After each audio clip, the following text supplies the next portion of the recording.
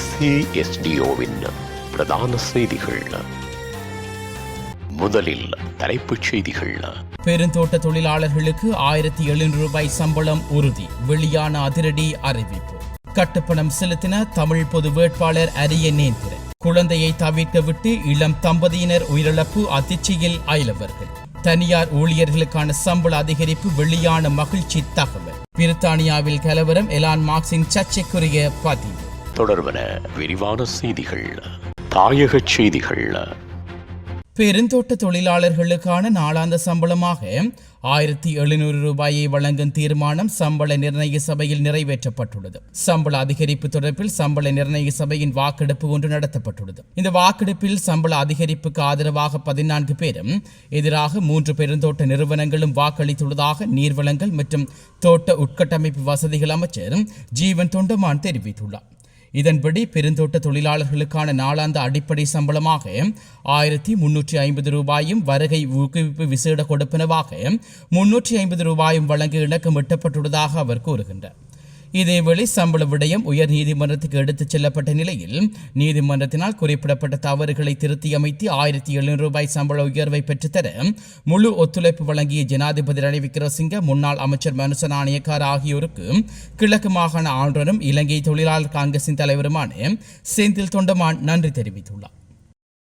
ஜனாதிபதி தேர்தலில் சுயேட்சை வேட்பாளராக போட்டியிடவுள்ள தமிழ் பொது வேட்பாளர் அரியநேந்திரனுக்கான கட்டுப்பணம் செலுத்தப்பட்டுள்ளது. CV விக்னேஸ்வரன் தலைமையிலான தமிழ் மக்கள் கூட்டணியின் மத்திய குழு உறுப்பினரான சிற்பரன் பொது வேட்பாளருக்கான கட்டுப்பணத்தை செலுத்தினார். எதிர்வரும் ஜனாதிபதி தேர்தலில் தமிழ் பொது வேட்பாளராக முன்னாள் நாடாளுமன்ற உறுப்பினர் அரியநேந்திரனை களமிறங்குவதாக கடந்த 8ஆம் தேதி அறிவிக்கப்பட்டுள்ளது.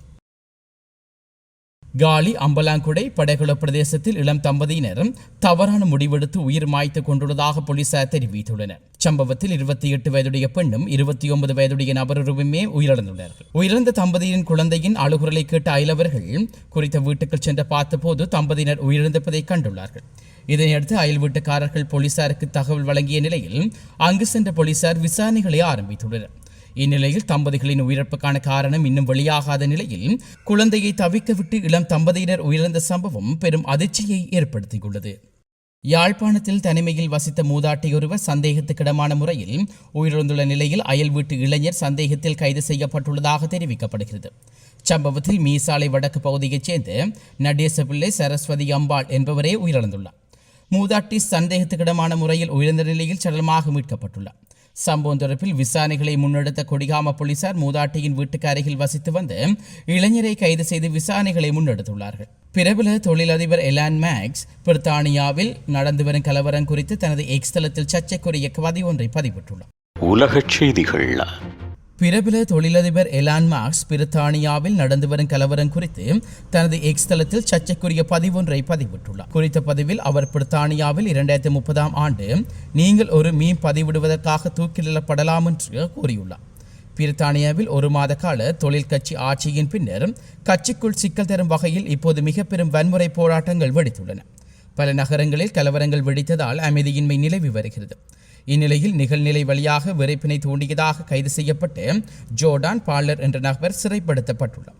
இதனையடுத்தே பிரித்தானியாவில் நிலவும் சூழல் குறித்து எலான் மார்க்ஸ் இந்த பதிவை வெளிப்படுத்தியுள்ளார். மீண்டும் தலைப்புச் செய்திகள். பெருந்தோட்ட தொழிலாளர்களுக்கு 1700 ரூபாய் சம்பளம் உறுதி. வெளியான அதிரடி அறிவிப்பு. கட்டுப்பணம் செலுத்தின தமிழ் பொது வேட்பாளர் அரியநேந்திர. குழந்தையை தவிர்க்க விட்டு இளம் தம்பதியினர் உயிரிழப்பு, அதிர்ச்சியில் அயலவர்கள். தனியார் ஊழியர்களுக்கான சம்பள அதிகரிப்பு, வெளியான மகிழ்ச்சி தகவல். பிரித்தானியாவில் கலவரம், எலான் மார்க்ஸின் சர்ச்சைக்குரிய பதிவு.